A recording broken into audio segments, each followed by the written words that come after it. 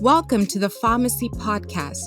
Join us as we delve into the dynamic world of pharmacy, exploring the latest trends, innovations, and insights that shape the industry. Our podcast is proudly brought to you by the Independent Pharmacies of Australia Group, IPA, dedicated to supporting independent and bannered pharmacies nationwide. We're committed to connecting all member pharmacies under the IPA national brand, recognized by Australians for elevating community healthcare to meet local needs. Our vision drives our mission to empower pharmacists and pharmacy professionals. From discussions on healthcare advancements and regulatory updates to interviews with industry experts and success stories from pharmacy professionals, we cover it all. Our goal is to inspire and equip pharmacists to thrive in today's ever-evolving landscape while championing the values of independence, community, and excellence. Today, we're speaking to James Reid. He is the head of Apex implementation at IPA Group. He joined IPA earlier this year. He is the owner of 4 successful pharmacies, as well as a thriving industry business in the Hunter Valley, as well as an award winner, as you will hear in this program. So today, we're just going to have a discussion, almost like what we did when we met at the conference. Yep. You didn't know you were being interviewed then? Oh, I don't know. I was reading your face. Really? Well, I was reading your body. So it's all right. There you go. So you actually were nominated by a number of IPA employees as to, we would like to know more about you. That's interesting. Yeah, it really is. That says a lot considering you joined IPA in February. So you've been with the company literally for 4 months. Yep. When you came on, did you come on with the current position that you have right now? So my role is one to basically put new stores into the Apex program and talk to current owners, new owners, potential owners to invest and let us run the stores for them. And hopefully the aim behind that is we can bring on younger pharmacists to be managing partners rather than trying to struggle to buy a pharmacy by themselves. So we aid in the way that they can get their own business and work for themselves. That's awesome. That's actually really big considering, like myself, I finished university. I knew that one day I wanted to own a pharmacy, have no idea how to go about it.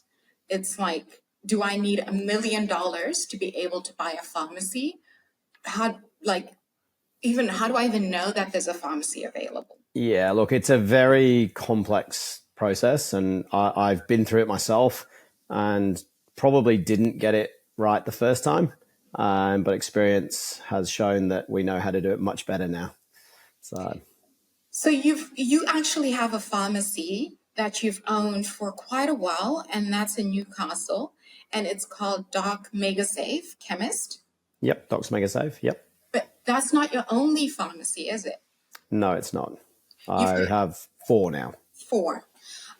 All scattered around Australia? Yep, we have 3 in New South Wales and 1 in Victoria.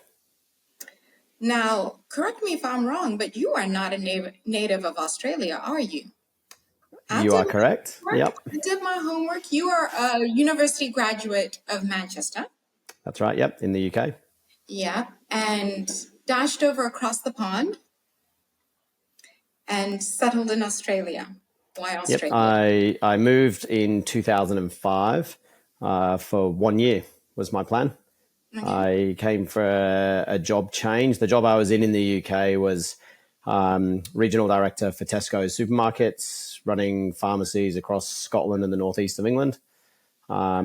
We had 55 stores under my direct control, and it was a very rapid way to burn out. So, because you actually started at the pharmacy, and after 6 months, that's when you got promoted to pharmacy manager. That's correct. Yep. Soon after that, 12 months later, that's when you became regional. You have done your homework. Yes, I joined a intern program with the supermarkets, and then did a fast track management course. and opportunities came up, just perfect timing. Ironically, I didn't get offered the job of regional the first time I applied because they said I was too young and too inexperienced. But I didn't take that as an appropriate answer because I knew that business inside out. It was my bread and butter, and I fought to get that job. And when they didn't give it to somebody else, they couldn't find a suitable candidate. I went back to the boss and said, "Give me this job. I'll show you how it should be done." And they did, thankfully. So, yep. So you were there for how long? 4 years. 4 years, and then you made the transition. What was that split moment decision that had you make that transition to Australia? Sadly, the death of a friend. It was four of us had traveled out here together on holiday. We'd had an absolutely incredible time traveling around Australia, and we all decided that we were going to go to Australia for 1 to 2 years and just have a crack at what life is like over here. And sadly, one of us had a brain tumor and died. And so it sort of changed our perspective on life. And for me, that was, I'm not going to let an opportunity pass. I'm going to grab it when it comes. And Australia was that chance. So about 3 months later, I booked a flight. Yep. As soon as I got a visa, I was off. And then when you came, because is this the second time or the first time? In Australia? Yes, because... So I've been to Australia. When I moved, it was my third time here. Third time lucky. Third visit. Yeah. Yeah. And since then, Australia has been home. Absolutely. The lifestyle change was dramatic. From living in Manchester, big population like Sydney, to moving here, living in an apartment on the beach, just walking the sand every day in the sun, something we don't see a lot of in the UK. Yeah. It was just, I think the open space just freed my mind and got me back mentally where I needed to be. I'm sorry to hear about your friend. It is hard to lose somebody, but you mentioned something that when you lost your friend, you realized that you needed to seize the moment, take every opportunity. Life is fragile. There is another incident that I read that you underwent that probably also led to that as well. You actually had a snowboarding accident. I did, yes. Yeah. Yeah. And that's where that whole perception of also making sure that you make the most of absolutely. Every minute. They say that a cat has 9 lives. I think I've had 10, and I have no more left. So that incident definitely changed my perspective. It made me a lot more giving and a lot more open to others rather than being selfish and driven. While still maintaining my drive, I focused it in other areas. So we did a lot of fundraising, from an accident where I might never walk again to running across a desert to running through the Blue Mountains, going to Everest. I've done a lot since I was told I'll never be able to walk again. So very lucky. That's probably contributed to your resilience and the fight you have in life, even because your job here in IPA is not one of the easiest. No, it's not. There's definite challenges every day. I have a great team, and I love what I do. So that makes it a lot easier. And when someone throws a challenge, you've just got to accept it and take it head on. Yeah. Which leads me to probably a series of questions more around your resilience, the work that you do professionally as well as socially. Because while researching who you are, I found that you're an award winner. So you won the Newcastle, let me get this right, Newcastle and Hunter Young Business Executive of the Year Award. Yes, that was when I was young, yes. You have run the Sahara, literally run in 50-degree heat for 250K, carrying 15 kgs of food and supplies on you. You've done North Facing 100, which is done in the Blue Mountains. You seem to have a lot of fight in you. Like, James, what the hell? Like, Again, after breaking my back, I realized that, I was definitely gifted a second chance and my body repaired. So the idea was, let's just push it. The human body is an incredibly complex thing. And, I had a saying, ordinary people can do extraordinary things. And I firmly believe that I am an ordinary person who just got out of my comfort zone. And if you can encourage others to do that, it's amazing what you achieve. It's beyond what you expect. So just get out of the ordinary. I guess it lines up with your mentor. Are you talking about the ultra marathon runner? Yes. Yes, I have read a couple of his books. So, yeah. There's a few people out there. There's a young man who just ran the entire length of Africa, which is pretty inspiring. And a charity I used to work for in the UK that I raised money for when I ran the desert, a young man just walked from the tip of Northern Australia to South Australia, just walking with a solar powered trolley. And he just slept on the side of the road. And it took him about 4 months. But what an incredible story to raise money for someone, for a charity to help people that he's never met before. So incredible. And that's the purpose of all you do socially and all the marathons you take part in. It's all purely to fundraise, is it not? Yes, they were. Yeah. So the Sahara marathon that you did, the foot marathon, what was the result of that?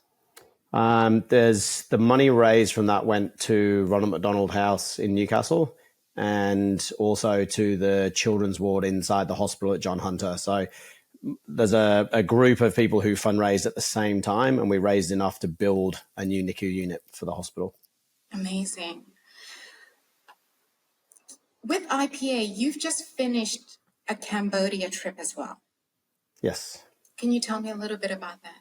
Yeah.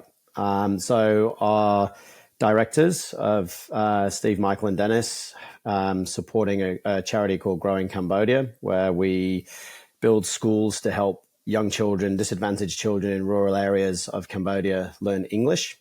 If those children can speak English, they have 3 times more likely to get a job that actually pays. Because at the moment, I think the facts are something like 80% of Cambodia is subsistence farming just to survive.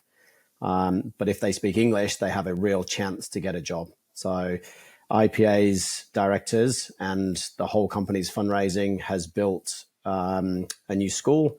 It's built some additions to a school. They've provided a library, computers, computer room, a new classroom, and even a kitchen area. And every day, any child who turns up will get breakfast provided for them, which sometimes that's their only meal. So it's a fantastic endeavor.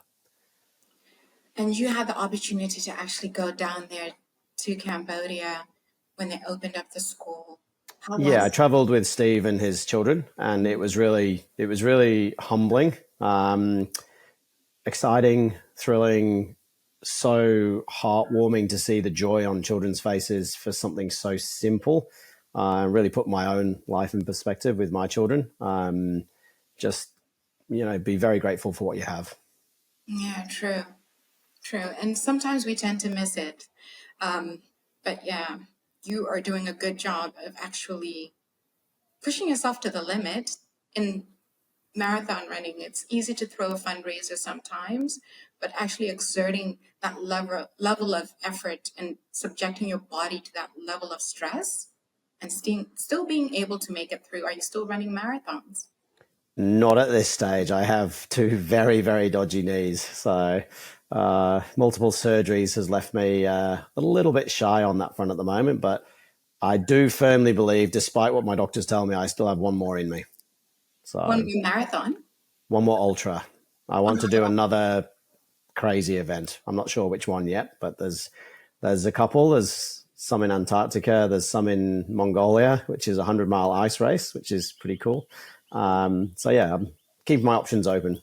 Okay, yeah, just a little run, a little jog here and there. Yeah. I can't even run, like what? I can't even run 1K. Oh, And you're I'd be struggling at the moment, but I have a goal, so we'll see. the Sahara marathon that you took part in, that actually gave you a bit of resilience in that you couldn't give up because you had to keep going every day. Was it 6 days? Did it take you 6 days Yeah. to get through all that? Yeah, 6 days racing. Very, very mentally challenging as well as physical. If you've ever been to a proper desert, you could run for 6 hours and your environment doesn't change. The view is identical, and that's very demoralizing for you because you don't think you've gone anywhere, and you have to learn to push through that. Now, twisting it, how does that apply as a business owner? Because you said something about the view sometimes doesn't change and you just need to keep on going and keep on striving, hoping that, you get to the finish line. I'm assuming as a business owner, at times it's like that. You come to a place where at the beginning it's accelerated growth and then you plateau and you just feel like you're in a wheel race and Yeah, nothing's I changing. guess in business you can do something right and it accelerates and you think, great, we've got this, and then all of a sudden it changes and there's nothing you can do about it except change yourself. So change the moral. In pharmacy, my store in Newcastle, we said, if it can be done in pharmacy, we will do it. So we found every single service known to man and we offer that to our community. And that's why we've grown so much in the space of sort of 3 years. We had a plateau, and it's just accelerated up again, with all the extra services we do. So services are so important to your community. Do elaborate, James. Please do tell me. What services are you doing? You don't need to say any services that I've promoted. Okay, so maybe we partake in UTI trials, we do oral contraceptive trials, we have a compound lab, we vaccinate, we do NIP vaccines. We in New South Wales we can go out to businesses and vaccinate outside the store. We do full opioid programs. So yeah, your standard meds reviews, home meds reviews. We're installing an easy clinic now, so that's exciting. Yeah, so like I say, anything you can do, we can do. We pioneered injectable opioids in our area, so we're the first pharmacy to do that, and that grew from 3 patients to I think about 130 in the space of 3 months. Oh, So yeah, huge growth in those fields. Yeah. and when you're at the first and you're doing it first, there tends to be that organic growth that happens. Those who join in later tend to find that they have to work a little bit harder to get the same level of progress that others have obtained. Yeah, So, you've got to build your name in the community. I mean, we're not just your local pharmacy as such. We advertised heavily. We sponsored Newcastle Knights, Newcastle Jets. We partnered with those. We sponsor a lot of local sporting clubs, medical centres like Heal, which is it's like a private emergency room. So when you can't quite make the emergency, but GPs are closed, there is a centre in Newcastle which is specialised emergency care, which is an absolutely incredible service. We helped develop that and set it up. Yeah, so you've got to be a member of the community. Get out there, meet people, join your business chambers, meet as many different aspects of society as you can, and see how you can trade secrets. I found a quote from you. I want to read it out. And when you were interviewed once, when you won the award, and this is for the Hunter Business Review, you said, "The beauty of my job as a pharmacist is every day is different. You never know who's going to walk through your doors or what questions they may have. We pride ourselves on offering every customer a holistic solution to their concerns, and this constantly keeps us thinking and on our toes. I believe we genuinely make a difference to people's lives, and that makes it all worthwhile." Very well said. Either that or they had a good editor. I don't know I was which. wondering which one you were going to pull out there, because that was a while ago. But yes, and that still stands true today. Understand your consumer. Treat them like a family member. What would you do if it was a family member? You get all the information, you provide it for them, you give them multiple options, and ultimately let them choose the way forward. That way, it's a partnership. It's not you telling someone what they need. It's basically offering what they need, but let them choose what they want. Now, does that translate to your current position at IPA? I mean, do you treat every opportunity as a new opportunity? You see it in a different lens. You work together with the investors to see what. Yeah, I mean, I definitely have a different opinion on things. Like I would say, what would I do in this situation versus what would the company do versus what would society think? So we often have 3 or 4 different views on each project. And sometimes other people's views are more valid than mine, and you have to accept that. And other times you stand and fight for what you think is right. So, I think really looking forward to the members summits. I saw in the Victoria one, which I'll be attending, there's a heap of people I need to meet. So I'm very excited about that, and see where we go from there. As the newest member of IPA, we just came from a conference, and you were exposed to quite a lot about the business. And you've actually been a member, you've been a business owner. What is your take? How do you feel? I mean, excited, invigorated. There's the energy in the room at the DBG Health conference was amazing. The IPA day was fantastic, listening to all the different departments, what everyone's doing. I think the marketing side is doing an incredible job of sort of rebranding. And it really is a poignant point that we are completely and utterly supporting independence. That's the key message. You give people the options that they want, and no one else does that. And that's incredible. I'm happy to hear you say that, because sometimes when you've been with a company for maybe a year or 2 years, you feel like maybe you've drunk the Kool-Aid, for lack of a better word, a better term, and you're sold in on the dream. And so I tend to wonder what those who are newly walking in feel and find.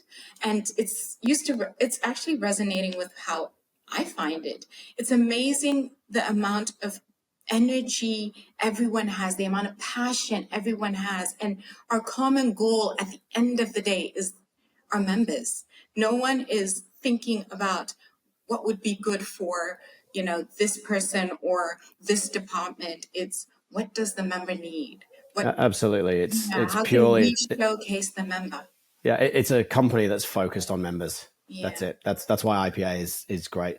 I was talking about joining IPA for probably 2 years, and multiple conversations around it, but just wasn't quite a right fit for me at the time. And then the right opportunity came up, and I dived in straight away. I did have a succession plan in place for my work, so that was good because I was ready to leave, with a great team behind me, and that makes everything easier. And that's exactly what we have at IPA. Everywhere you turn, there's a great team. So yeah, And I then love it. at DBG as well, you see the different departments and the different facets that come together as almost like a puzzle and puts everything in place. Absolutely. I mean, you saw the MCO Beauty video was incredible. I think everyone was nearly dancing on their feet after that. So, Sandy and his team do a great job. Steve and Michael do a great job with ours, and Lynn. So it's it's a pleasure to work for them. Yep. It is 100%. So I'm happy that we resonate on that level. I mean, my probation's up in a month, so we just got to keep speed. Oh, okay, cool. Let's talk again after that. Absolutely. But I've got 2 more questions, if you'll indulge me. Actually, 3, because I want to ask this one question. If someone was to log in right now, what would you like them to know about you and the work that you do? I think the key thing for pharmacists is that we've had a very tough year, and we've lost some places up nearly 30-40% of your income overnight, and that is demoralizing and challenging and mentally draining.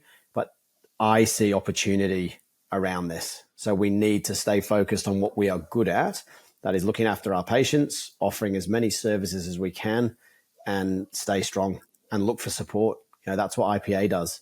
We support those members, and we help drive their business.